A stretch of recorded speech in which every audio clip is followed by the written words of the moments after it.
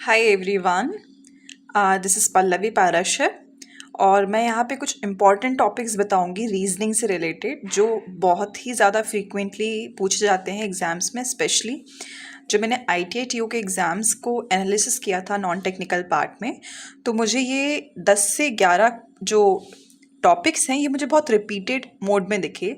तो ये some sort of हमारे हॉटस्पॉट हो गए हैं जहाँ से क्वेश्चंस रिपीट होने के बहुत चांसेस हैं। तो आप इन टॉपिक्स को बिल्कुल भी नहीं छोड़ सकते हैं और बिल्कुल भी नहीं छोड़ना है। ये रीजनिंग के टॉपिक्स हैं। जनरली हम रीजनिंग के टॉपिक्स को बहुत ज़्यादा हल्के में लेते हैं कि हम कर लेंगे complete with in short duration, लेकिन फिर भी हमको इन क्वेश्चंस को थोड़ा सा प्रैक्टिस करके जाना है एंड देख के जाना है। तो सबसे पहले हम फर्स्ट टॉपिक ले लेते हैं डायरेक्शन एंड डिस्टेंस का। डायरेक्शन डिस्टेंस में किस टाइप के क्वेश्चंस आते हैं, जैसे कि ए है नॉर्थ डायरेक्शन में अगर वो मूव कर रहा है, एंड उसी के साथ में बी है जो कि साउथ डायरेक्शन में मूव कर रहा है, एंड देन वो लेफ्ट हो गया, देन वो राइट हो गया। तो बताइए उसका ए और बी के बीच का डिस्टेंस कितना है। तो ये डायरेक्शन डिस्टेंस वाले बहुत ईजी क्वेश्चंस रहते हैं। फिर भी आपको ईजी के चक्कर में छोड़ के नहीं जाना, जस्ट एक बार प्रैक्टिस कर लीजिएगा कि किस टाइप से इनकी अप्रोच है, क्योंकि हमें वहाँ पे बहुत कम टाइम में विद इन 2 आवर्स हमें पूरा एग्ज़ाम सॉल्व करना है। तो उसमें हमारे पास नॉन टेक्निकल में भी न्यूमेरिकल्स होते हैं, जो कैलकुलेटिव क्वेश्चंस होते हैं, तो उसमें हमारा टाइम जाता है कहीं ना कहीं। तो देख लीजिएगा कि लास्ट टाइम में हमें फंबल नहीं होना है, लास्ट टाइम में हमें कोई भी गलती नहीं करनी है। नेक्स्ट हमारा टॉपिक है रैंकिंग सिस्टम। रैंकिंग सिस्टम में किस टाइप के क्वेश्चन आते हैं, जैसे कि उन्होंने बोल दिया कि क्लास में 10 बच्चे एक सिटिंग अरेंजमेंट में बैठे हुए हैं।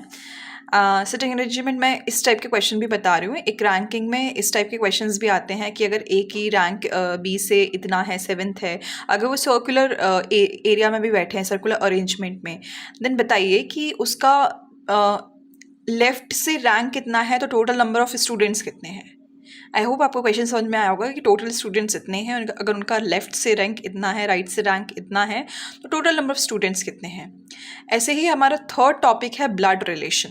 ब्लड रिलेशन में वो लोग ये पूछते हैं कि अगर ए और बी में ए और बी का रिलेशन ऐसा है कि ए के पापा के मामा के फूफा के चाचा के कुछ कुछ इनसे मिलते हैं, तो बताइए इनका रिलेशन ए से डायरेक्टली कैसा होगा। तो उसमें 4 ऑप्शन आते हैं, तो आपको बहुत उसमें घुमाया जाता है। रहते इजी हैं पर आपको फिर भी अप्रोच लगानी पड़ती है। नेक्स्ट टॉपिक है age based question. Age based question भी बहुत सिंपल रहते हैं। फादर और सन, फादर डॉटर, इस टाइप के क्वेश्चंस आते हैं कि डॉटर की एज अपने फादर से इतने गुना कम है, या फिर इतना कोई उसमें लॉजिक लगा देते हैं in terms of numbers.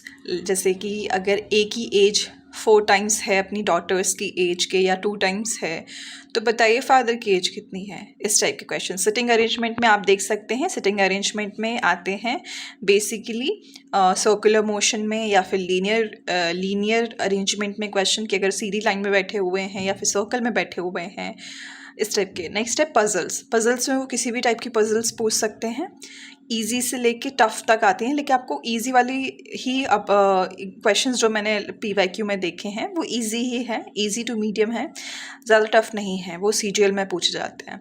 Next है mirror and water image. Mirror and water image में किस टाइप के क्वेश्चंस पूछे जाते हैं, जैसे कि आपको एक इमेज दे दी है और फिर उसका रेप्लिका दिया है कि अगर वो मिरर लगा दिया है बीच में, तो इसका फिर इमेज कैसा बनेगा, और आपको बहुत ही वो ऊट पटांग इमेज दी जाती है। And then you have to choose between those 4 options कि इनमें से कौन सा सही जाएगा मिरर इमेज के साथ, मतलब जो क्वेश्चन दिया है। तो वहाँ से हमको इसमें लॉजिक लगाना पड़ता है। लॉजिक क्या है इसमें, तो आपकी सिंपल आपकी थिंकिंग देखी जाती है, आपकी एनालिटिकल स्किल्स देखी जाती है कि आप कितना अच्छे से सोच सकते हो, कितने अच्छे से उसको इमेजिन कर सकते हो। नेक्स्ट है फिगर सीरीज, एम्बेडेड सीरीज।